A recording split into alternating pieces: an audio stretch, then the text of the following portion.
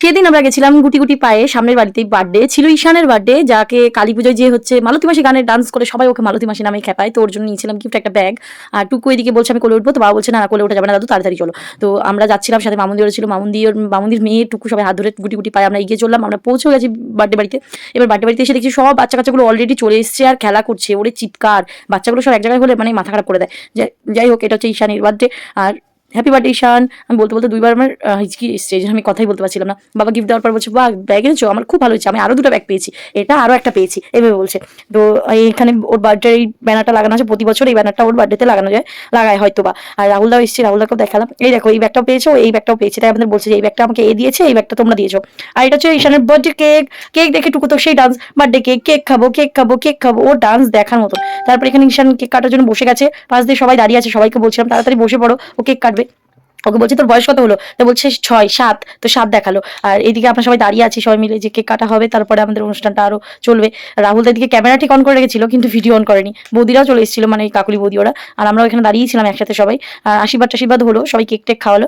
নয়ন আর অর্ঘ্য এখানে শুরু করে দিয়েছে শয়তানি, মিষ্টুর বার্থডে ব্লগ থেকে শুরু করে এই যে এই ব্লগ পর্যন্ত। মানে এরা প্রতিটা বার্থডে বাড়িতে গিয়ে ঝগড়া ক্যাচাল মারপিট কিছু না কিছু একটা করবে, এরা এক জায়গায় হলে এটা হবে, এটা কমন ব্যাপার।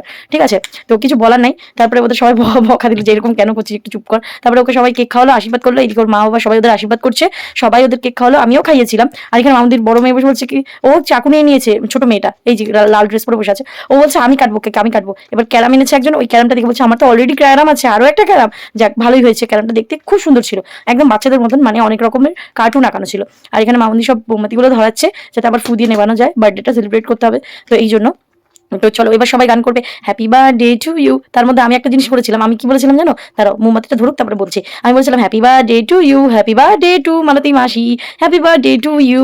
আর এটা শুনে সবাই হাসছিল, এত হাসছিল, আর সবাই খুব মানে মজাই পাচ্ছিল এই কথাটা শুনে। আর ওকে বাবা তো সবসময় মালতী মাসি বলে ডাকে, এই যে সবাই হাসছিল।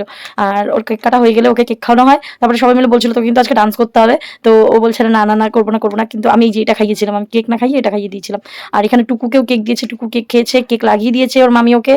আর এদিকে রীতি না পূর্বী, সরি পূর্বীও খেয়ে নিয়েছে কেক, সবাইকে কেক দিচ্ছে। এখন সব বাচ্চাগুলো আমাকে দাও আমাকে দাও আমাকে দাও, ওই দেখো ওই কেক খাওয়ার জন্য ডাইরেক্ট মুখ দিচ্ছে চলে গিয়ে, হ্যাঁ আমি কি হাফ কেক খাই নিবো, এরকম করছিল। আর এখানে ওকে সবাই মিলে আমরা বলছিলাম নাচ কর নাচ কর তুই নাচ কর। সব বাচ্চাগুলো এত বদমাশি করে এত বদমাশি করে লেভেলের বাইরে, সবাইকে যাই শুনছিলাম তোরা কেকে চার্জ ঈশান ডান্স করুক এটা দেখার জন্য। যাই হোক আমরা খেতে বসে গেছি, এই কেকটা বেশ ভালো ছিল যেহেতু মেয়ে আমার, তো আমরা কেক টেক খেয়ে ভাত খেয়ে টুকু ভাত খেয়েছি, আমরা বাড়ি চলে এসেছি।